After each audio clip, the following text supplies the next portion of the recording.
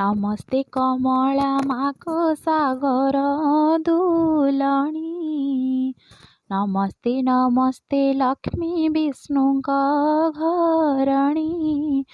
नमस्ते कमला माए अति दयावती।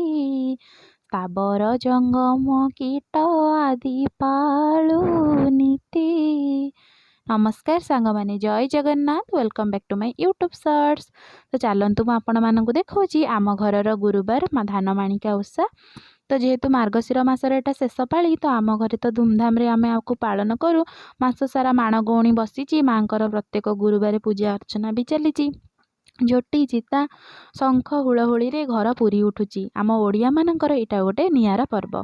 तो देखंतु सांग माने केते सुंदर सुंदर मु झोटी चिता आंकी देथिली। मु तो पकेइथिली किंतु भाबी नथिली एते सुंदर लागिवो बोली।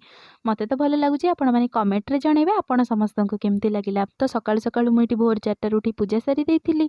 मां को सुंदर सुंदर फूल धूप दीप नैवेद्य दे पूजा अर्चना करि देथिली। तापरे लागी भोग पई रेडी हो जाइथिली।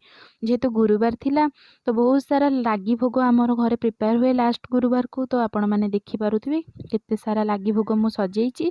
तो सकाळर छेना गुड़ कदली भोग देदेला परे लागी भोग पई प्रिपेयर हो गलु आमे सासु बहु मिसिकिरी।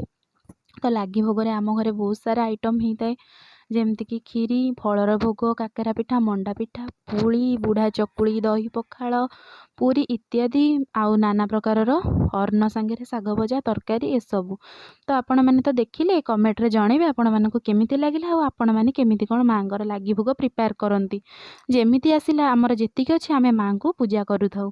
तापरे समस्ते एठी मिसिकरी आरती कलु मिसिकरी प्रसाद सेवन कलु। जदि आज वीडियोटी आपण समस्त को भल लागिथिबा प्लीज लाइक शेयर सब्सक्राइब करिया को जमार भी भूलिबेनी। रहिली नमस्कार जय जगन्नाथ।